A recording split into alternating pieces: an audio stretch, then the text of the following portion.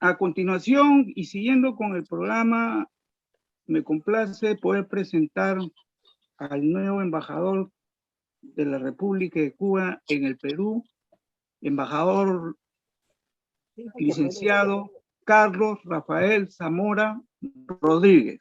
Con ustedes, el compañero Carlos Rafael Zamora Rodríguez, embajador extraordinario y plenipotenciario de Cuba en Perú.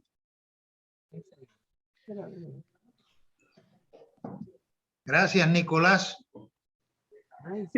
por tu presentación. Realmente constituye para mí un motivo de gran satisfacción poder intercambiar con ustedes en un día como hoy. Cuando uno escucha a una joven como Silvana decir todas esas cosas bellas e importantes que sintetizan la historia de la Revolución Cubana, realmente siente que esta lucha no ha sido en vano y que realmente estamos preparados para los cambios que este mundo necesita y requiere, y por lo cual han regado con su sangre miles de compañeros y están dispuestos a hacerlo otros tantos millones a lo largo de la historia. Por supuesto que yo fui de los jóvenes que contaba 10 años, casi 10 años, cuando Fidel asaltó el Moncada.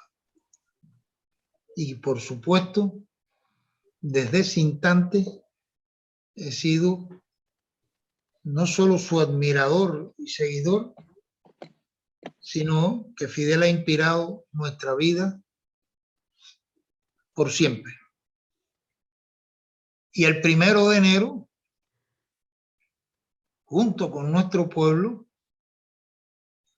y con nuestros compañeros de lucha, pudimos ir adoptando todas las medidas para garantizar que aquel sí fuera un verdadero triunfo revolucionario y no nos pasara como cuando nuestra guerra de independencia en 1898, que con la intervención americana impidieron que nuestros combatientes entraran en Santiago de Cuba, entraran en las ciudades, y el poder revolucionario, el poder de la independencia del país, estuviera en manos de los cubanos.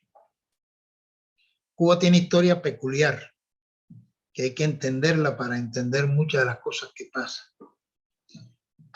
Como diría un mexicano, estamos muy cerca de Estados Unidos y muy lejos de Dios, como dicen los mexicanos.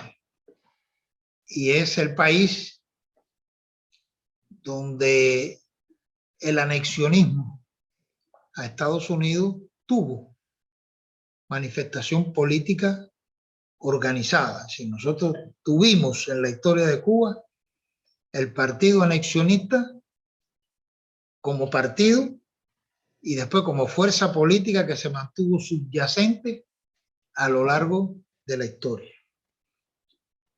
Y no por gusto, hay en Miami lo que hay de esa mafia, que es donde radica hoy ese partido anexionista. Con ello no quiero decir que todos los cubanos que viven fuera de Cuba, ni mucho menos incluso los que viven en Miami, sean o estén por esa postura anexionista.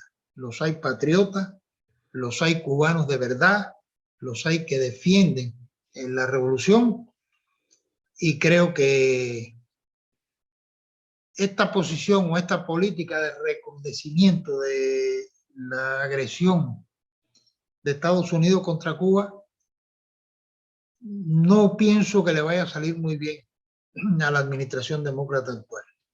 Veremos cómo se desarrollan los hechos pero desafortunadamente creo que apostó equivocadamente y cometió un error estratégico con la política que ha seguido. No pueden los demócratas querer ser más trumpistas y más republicanos que los propios republicanos. Y eso tendrá sus costos, espero. Casi estoy convencido que así será en el futuro. Pero de ciertas cosas, porque cuando triunfó la Revolución Cubana, todos queríamos transformar el mundo y queríamos adelantar la felicidad y el paso de las nuevas generaciones hacia un mundo mejor. Por supuesto, están los que escogimos el camino ese y están los que escogieron el camino contrario. Y por supuesto, entre los que se vendieron o recurrieron, que está todo ese sector incrustado en la mafia anticubana ahí en Miami, anexionista, platista y demás, indudablemente ese sector responde precisamente a los intereses del imperialismo. Y los que quisimos cambiar el mundo y queremos cambiar el mundo, hemos mantenido una línea recta e intachable de lucha que, como diría el Che, el camino de los pueblos no es una línea recta. No va en una, digamos, en un trazado que no tiene sus retrocesos o sus zigzagueos, pero indudablemente marcha con los tiempos hacia adelante.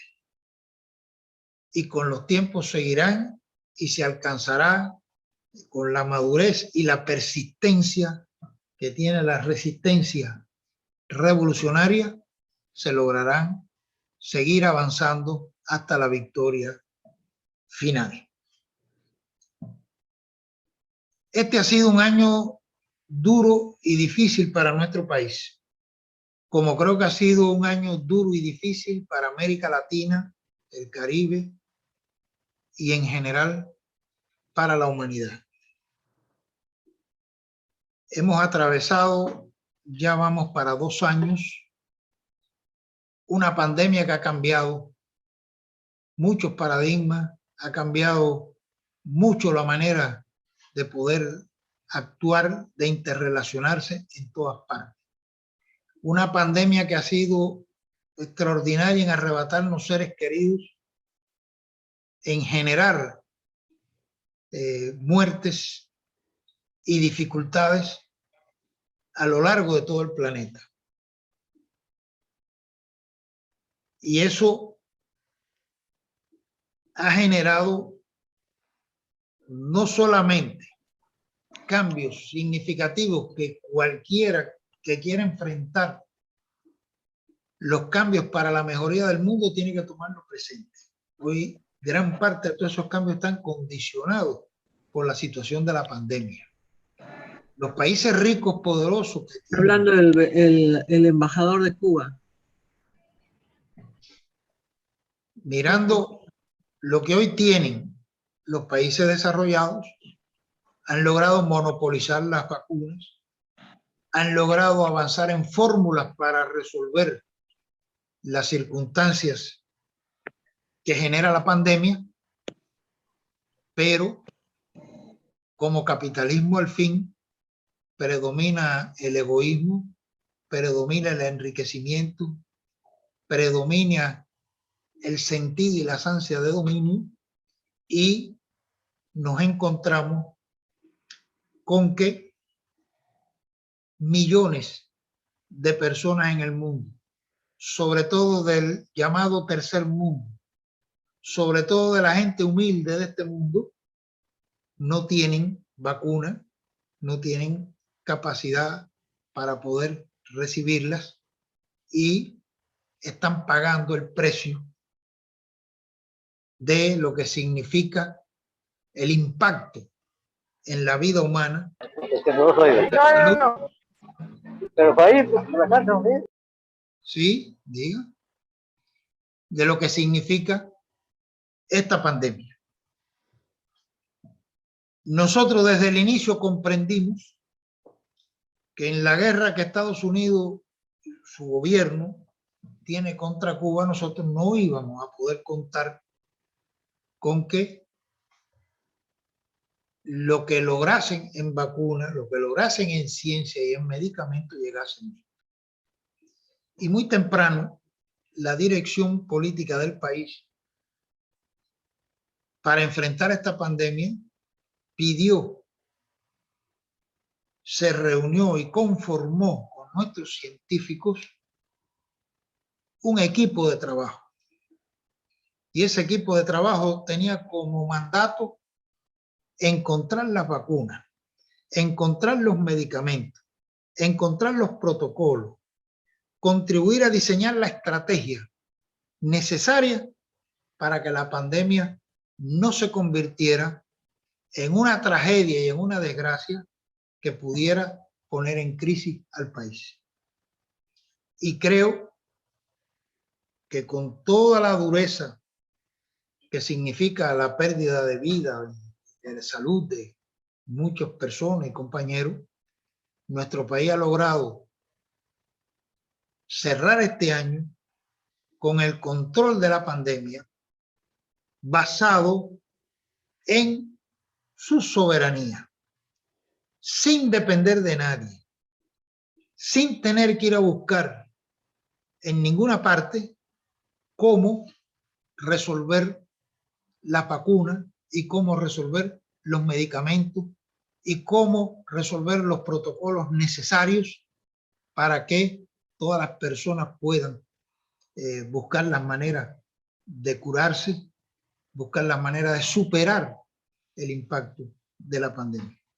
Y creo que esto es un logro y un elemento sumamente importante en este periodo, en estos últimos 2 años, 2 años y tanto de la pandemia para nuestro país. Porque junto con la pandemia, que ha implicado para los cubanos la pérdida de más de 8.000 vidas, más de 900.000 contagiados, ha significado que nuestra letalidad dolorosa, dura, ha estado en 0,86, mientras la letalidad del mundo ha estado casi en 2, y la letalidad de América, de todo el continente americano, ha estado en 2,8 aproximadamente. Puede que la memoria no me dé todo la cifra exacta del dato, pero está por ahí. Es decir, con nuestros propios medicamentos, con nuestro propio sistema de salud, con nuestras propias vacunas, con nuestros propios protocolos y con nuestro propio esfuerzo, nosotros hemos reducido en 1/3 el impacto que ha tenido en el resto del mundo la pandemia de la COVID. Y creo que eso es un triunfo importante para un país bloqueado, para un país pobre, para un país que está siendo sometido a una guerra económica. Y esto creo que es un primer resultado que nosotros deseamos destacar, porque está en el sentido humano de cualquier proceso revolucionario, que es garantizar la vida y la salud de las personas. Este factor de la pandemia ha estado unido en este periodo y sobre todo en este año, probablemente uno de los momentos más duros del recrudecimiento de la guerra económica contra mi país. Nosotros hemos tenido que enfrentar.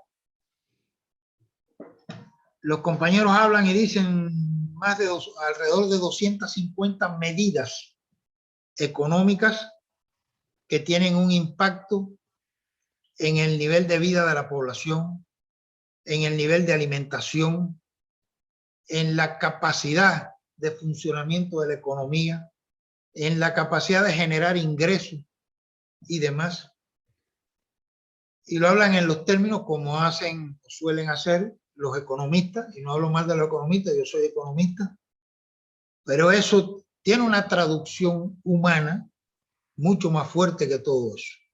Eso está reflejado en la mesa diaria, eso está reflejado en las escaseces de productos, eso está reflejado en las dificultades con los medicamentos, eso está reflejado en muchos de los problemas que cotidianamente nuestro pueblo tiene que enfrentar y que se siente desde el punto de vista de las cosas que debe hacer para seguir adelante, pero que al mismo tiempo demuestra que el carácter, la resistencia, el valor, la conciencia, el sentido de pertenencia a un país libre, independiente y soberano, también tiene un peso en la actuación de los hombres. Y que, como decía el Che, en la conciencia del hombre, o como señalaba Fidel, en la conciencia social de un pueblo, está la capacidad de vencer las dificultades. Todas ellas hemos tenido que enfrentarlas en esta etapa. Nunca como ahora, Estados Unidos ha buscado cerrarnos las fuentes de crédito, las fuentes de comercio, las vías para poder acceder a productos, no solo a los medicamentos, sino también a alimentos y demás. Y hemos adoptado, y lo refleja por un lado la decisión del Congreso de nuestro partido, por una parte, y por la otra los debates populares alrededor de la Constitución y la constitución del nuevo Parlamento en nuestro país, de hacer las transformaciones necesarias en nuestro esquema socialista, en nuestras formas de organizar la sociedad y la producción, para resolver con nuestros propios recursos y nuestras propias posibilidades, emplearlas al máximo para garantizar la resistencia frente al poder imperial. Yo debo decirle que estamos enfrascados. Este año se han dado pasos importantes en los últimos 2 años, tanto con el cambio constitucional como con los cambios, digamos, dentro de la estructura administrativa, pero fundamentalmente con el reordenamiento económico del país para poder avanzar. Y ese reordenamiento nos ha permitido empezar a enfrentar los problemas de la producción propia para solucionar aquellos asuntos que nos genera la política de Estados Unidos y la guerra económica de Estados Unidos. Por supuesto, nosotros somos un país pequeño, son 110.000 kilómetros cuadrados, 11 millones de habitantes. Un país de ese nivel no puede resolver solo todos los problemas. Nosotros no podemos ser autosuficientes, como quizás lo puede hacer China, o lo puede hacer Rusia, o lo puede hacer Estados Unidos, o lo puede hacer el Brasil en nuestro continente. Incluso ustedes aquí en Perú, que tienen una capacidad de producción alimentaria importante y además tienen una capacidad de exportación de minerales y materias primas importante. Ya es un problema cómo se administra todo eso, pero la tiene. Nosotros no tenemos eso, pero tenemos que crear tenemos que crear suficientes condiciones para que nuestra tierra, nuestro suelo, nuestros mares y nuestros ríos den lo suficiente para poder resolver los problemas de la seguridad alimentaria del país. En eso estamos enfrascados, en eso hay avances. Dentro de la actualización de los distintos actores económicos del país se han dado pasos muy importantes, tanto en la cooperativización, donde ya hay un gran número de cooperativas, y no me refiero a las cooperativas del campo, me refiero a las cooperativas en otras áreas de la economía, me refiero a la estructuración de las pequeñas y medianas industrias y el emprendedurismo, como dicen acá, visto con un concepto no privativo, de que solamente sea el sector privado, sino incluso en el sector estatal. Tenemos MIPYMES estatales, MIPYMES privadas, y esto está permitiendo liberar la fuerza productiva para que se pueda desarrollar la producción en todos los sentidos. Y todas estas transformaciones las estamos haciendo en medio de estas circunstancias y de esta situación. Por supuesto, nosotros apelamos a la capacidad de resistencia y creativa de nuestra gente, que lo ha demostrado a lo largo de estos 60 años. Y lo demostró con la pandemia y lo ha demostrado en otros momentos. Por ejemplo, lo estamos demostrando también con el enfrentamiento al cambio climático.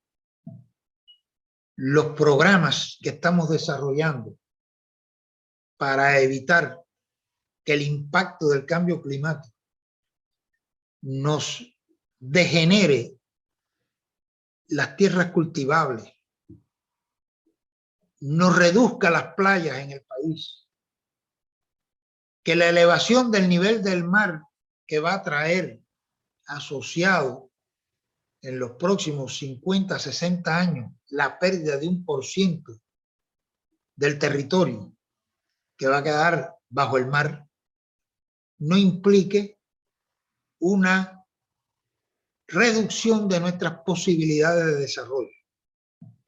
En todo eso hay en este momento desplegado un importante caudal de ciencia, de técnica y de pensamiento para que el impacto del cambio climático pueda ser neutralizado y pueda el país seguir avanzando. Esa situación, desafortunadamente, no la tiene todo el mundo. Hoy hay serios riesgos en muchas de las pequeñas islas insulares del Caribe, del Pacífico, de Oceanía, que están llamadas incluso probablemente a desaparecer en los próximos 60 años, algunas de ellas.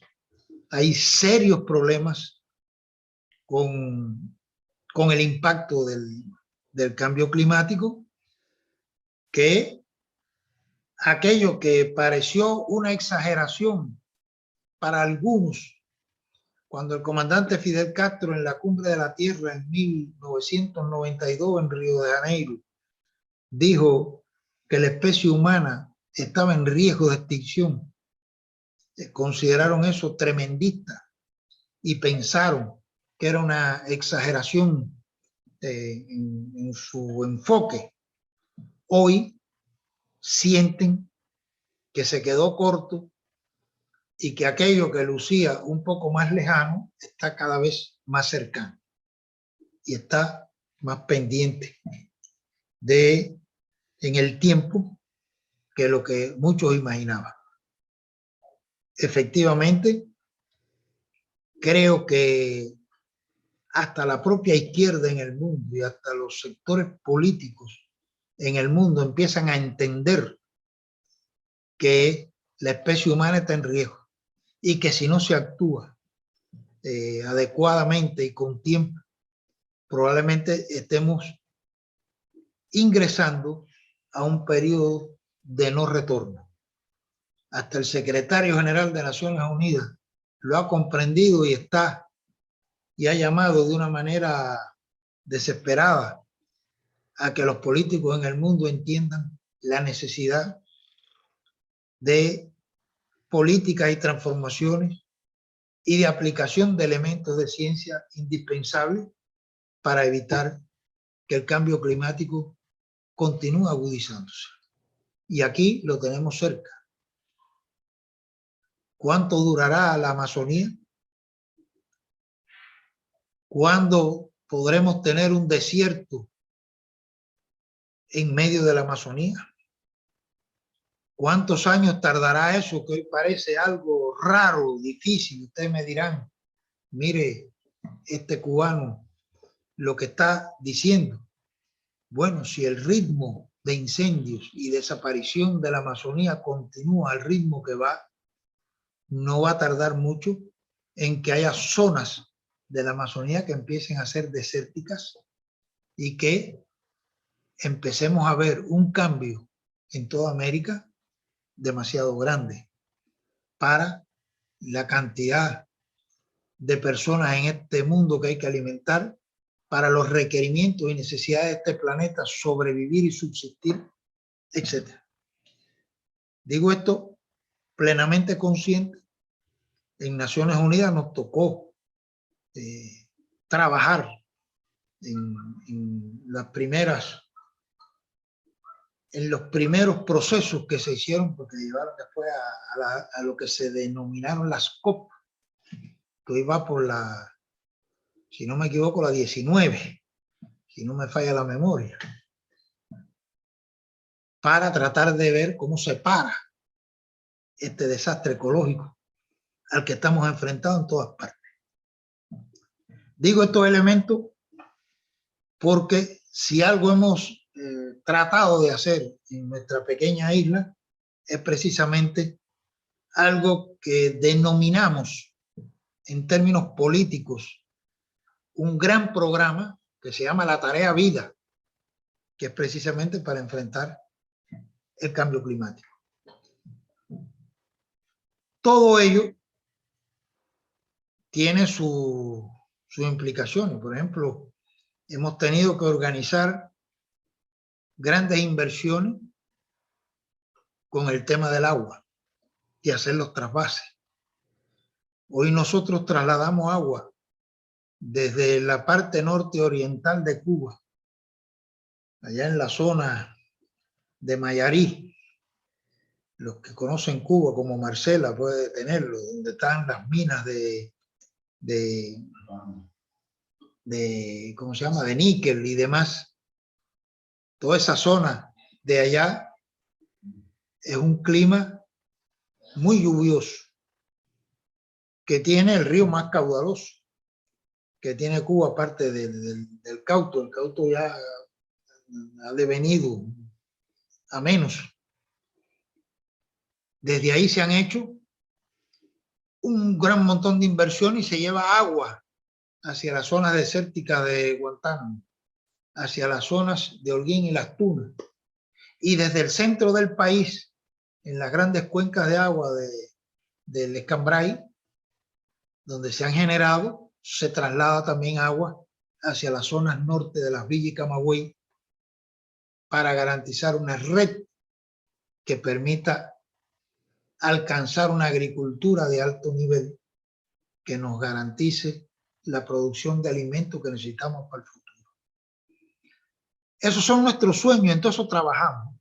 Y cuando digo sueño, digo porque lo queremos pronto. Y trabajamos para eso pronto. Pero ya esto tiene gran parte de realidades. Es decir, ya usted va por los canales que se han ido haciendo en el norte de Oriente y ya usted está regando tierras en las regiones de Las Tunas y del oeste de Holguín y demás. Y digo esto porque esto es parte del esfuerzo que, a pesar de la guerra económica, a pesar del bloqueo, a pesar de la falta de recursos financieros, a pesar de la persecución a cuanta actividad económica nuestro país se propone, realiza la OFAC, el Tesoro y el gobierno de Estados Unidos y sus embajadas a lo largo de todo el mundo, que tratan de cerrar todos nuestros negocios, tratan de cerrar toda posibilidad de intercambio entre nuestros países, etc.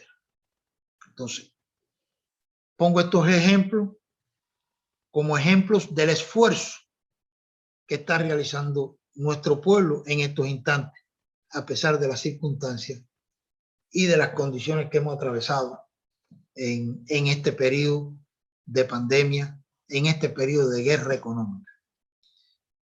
Y por supuesto que nosotros pensamos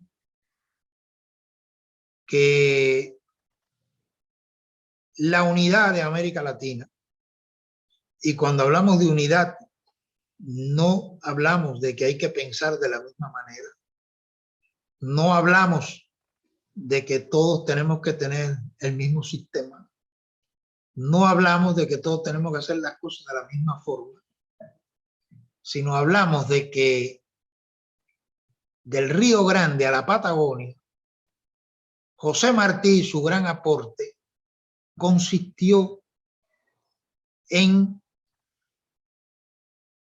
lograr descubrir que estábamos ante una entidad económico, social, cultural con ciertos ribetes propios, que no tenían nada que ver con aquella otra entidad sajona que tenía otra estructura económica, social, y no voy a decir que es racial, pero sí que venía de diferentes troncos, que era lo que hoy son los Estados Unidos y Canadá, que era otra conformación y otra estructura.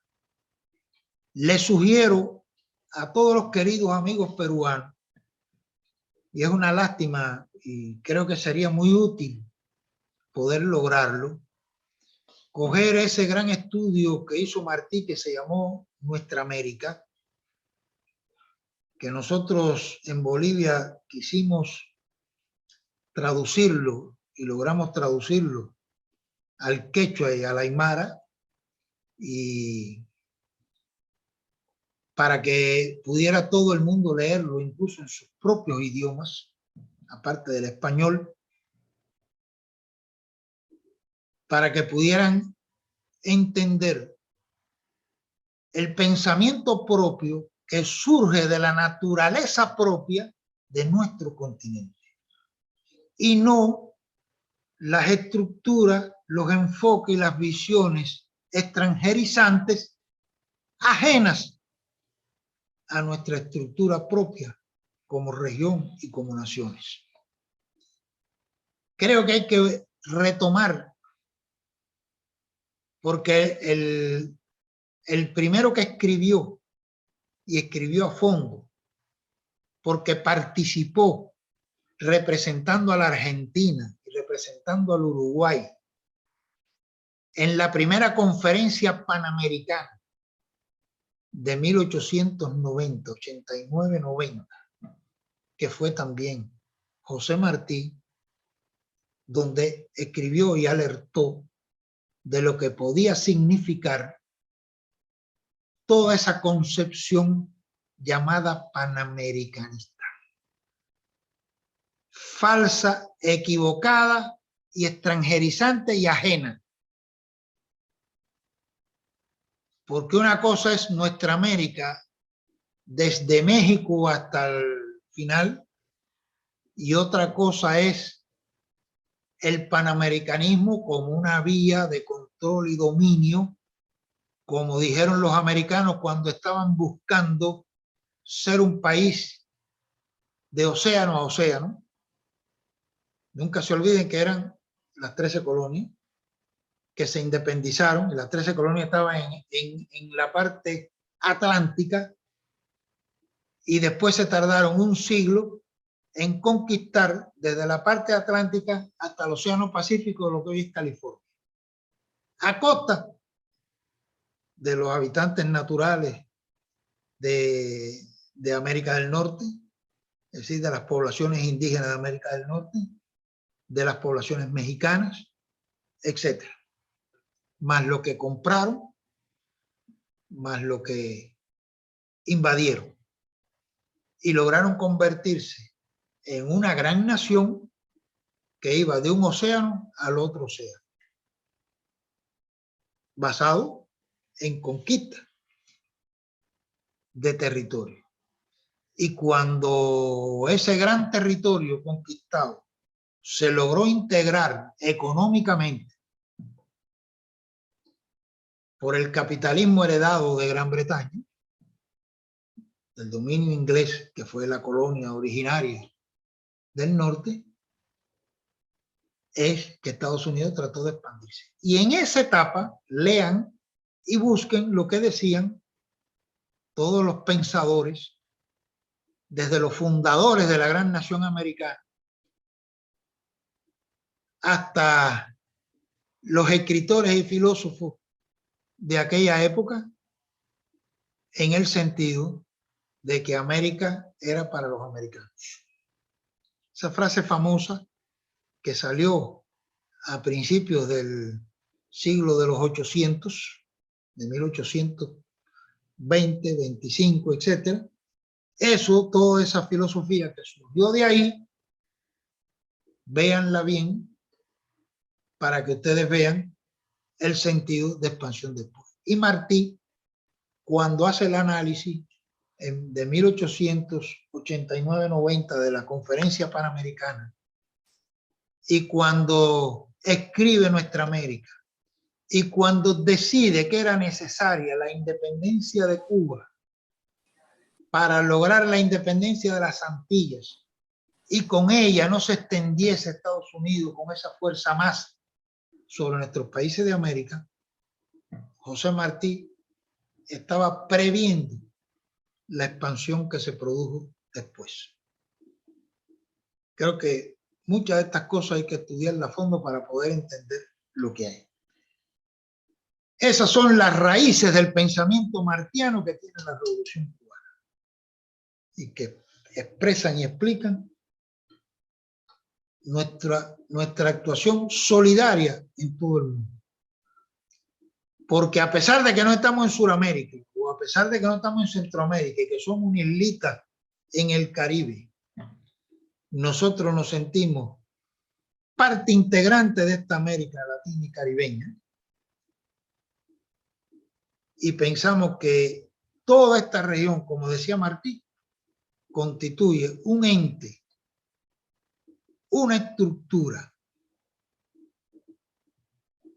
cultural, política, económica, idiosincrática, conformada de muchos factores, de los pueblos originarios, de los conquistadores, de la mezcla de la conquista, de los pueblos nuevos, y por eso se le llamaba el Nuevo Mundo en una etapa y en una época, que se le llamaba el Nuevo Mundo. Por esas mismas razones, nosotros tendremos que ir entendiendo cómo se va fundiendo esas diversidades en lo que es hoy nuestra América. Quería expresar estas ideas para explicar que miramos el 2022 y los años por venir con optimismo, convencidos del triunfo y convencidos de que no habrá retroceso. La Revolución Cubana está ahí para ahora y para los tiempos por venir. Y estará junto a ustedes y junto a los pueblos de América Latina para su independencia, su desarrollo, su apoyo en el mejor sentido humano y solidario del que puede hablarse. unidos en la diversidad. Sí, con ese enfoque lo vemos. Vamos a tener un próximo año en el cual aspiramos y queremos que muchos de nuestros pueblos avancen. Vienen elecciones importantes el próximo año en nuestro continente. Vienen procesos en distintos países importantes que nuestros pueblos de América tendrán que enfrentar y resolver. Y pensamos que ellos contribuirán a la unidad de nuestra América. Y en esa unidad tenemos un espacio, y en esa unidad es donde nosotros vemos las perspectivas y las posibilidades de éxito de toda nuestra región, y de que nuestra región tenga una voz en el mundo, y no que otros hablen por nosotros, y no que otros intervengan en la arena internacional por nosotros. Por eso apoyamos la CELAC, por eso apoyamos el ALBA, por eso pensamos que la OEA está de más, por eso pensamos que a ese cuchitril nauseabundo que es la OEA no vamos a volver, no estaremos nunca allí, nunca más, y que cada cual decida lo que hace, cada cual sabe cómo actuar en estas cosas. Pero nosotros que tuvimos que pasar el Rubicón y definir en momentos críticos del país, entender la esencia de lo que eso significa, no vamos a volver allí. Lo digo con toda claridad porque muchas veces entran las confusiones y piensan que la OEA no es renovable. La OEA nació en el año 47 a la luz de la Guerra Fría para poner en fila a todos los latinoamericanos frente a la Guerra Fría. Y para eso ha servido. Y para eso la utiliza. Y para eso existe. Por tanto, los que quieran estar ahí, piensen que pueden cambiar eso, ¿correcto? Que cada cual pase su experiencia propia. Pero nosotros que ya pasamos por ese camino, que ya sabemos lo que eso significa, no vamos a volver allí. Lo decimos con toda claridad. Pero sí, con nosotros pueden contar todo siempre para lo mejor que se pueda hacer. Para combatir la pandemia, para combatir el hambre, para combatir las necesidades, para alfabetizar a la gente, para lograr que haya más salud en la población. En todo eso que la Revolución Cubana ha mostrado un resultado y un saber, está al servicio de todos los demás pueblos. Y eso es el socialismo, que ha demostrado que es el único sistema que tiene alternativa de solución. Y el único que ha demostrado que no tiene alternativa de resolver nada es el capitalismo. Que lo único que ha podido resolver es más neoliberalismo, más miseria, más ricos, cada vez más ricos, y más pobres, cada vez más pobres.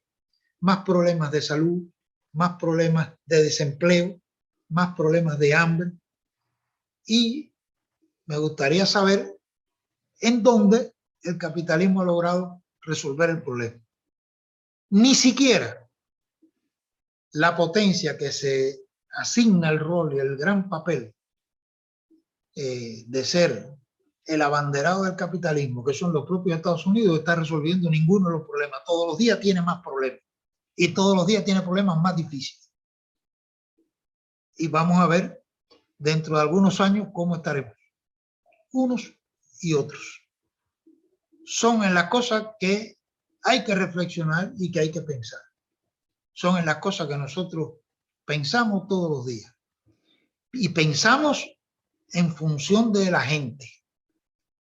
Porque no hay que esperar que haya revolución o que haya socialismo para trabajar por el bien de la gente y por la mejoría de la gente. Para eso hay que trabajar todos los días y eso es posible hacerlo incluso dentro del propio capitalismo. Entonces, me despido de ustedes hoy indicándoles que nuestro triunfo, nuestro éxito, nuestros sentimientos de victoria están basados no en idealismo o en romanticismo. Está basado en hechos reales, están basados en un pueblo que se ha, iba a decir una palabra muy criolla, acujeado en el combate y en la batalla de todos los días y que sabe lo que es capaz de resistir y de alcanzar. Y que cuando se propone las cosas, las puede lograr. Y ese es lo único que nosotros podemos brindar como ejemplo para los demás. Esperamos poder tener mucha más amistad, fraternidad, sentido de pertenencia común entre todos nosotros y entre todo nuestro pueblo en los próximos meses y años por venir. Así que les deseo a todos felicidades, que sepan que pueden contar con la Revolución Cubana, que con todas sus dificultades y problemas está más firme y más fuerte que nunca antes, aunque algunos no quieran creerlo. Muchas gracias. ¡Viva Cuba! ¡Viva Cuba! ¡Viva Cuba! Viva.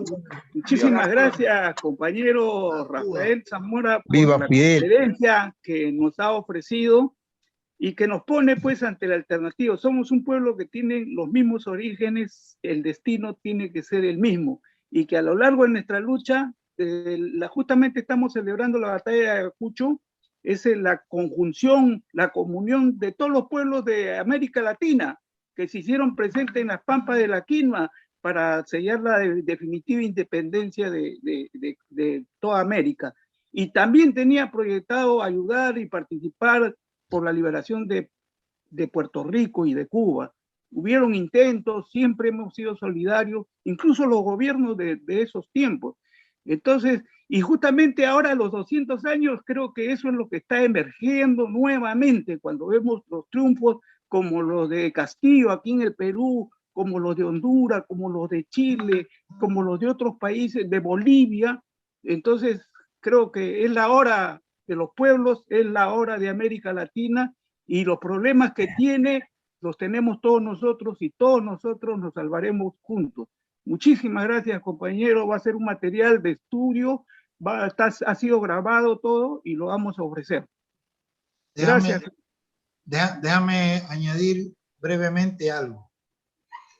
El presidente de Bolivia acaba de estar en Cuba. Acaba de hacer una visita de Estado posterior a la reunión del ALBA. Sí. El presidente Luis Arce, en su discurso público ante todo el pueblo cubano, pidió excusa por el maltrato, la persecución y el acoso a que fueron sometidos los médicos cubanos en Bolivia. Él dijo que con ello pagaba una deuda con nuestros médicos y con nuestro país, al que se agredió al mismo tiempo que se agredía el gobierno del movimiento al socialismo en Bolivia y que obligó y generó el golpe de Estado que allí se dio.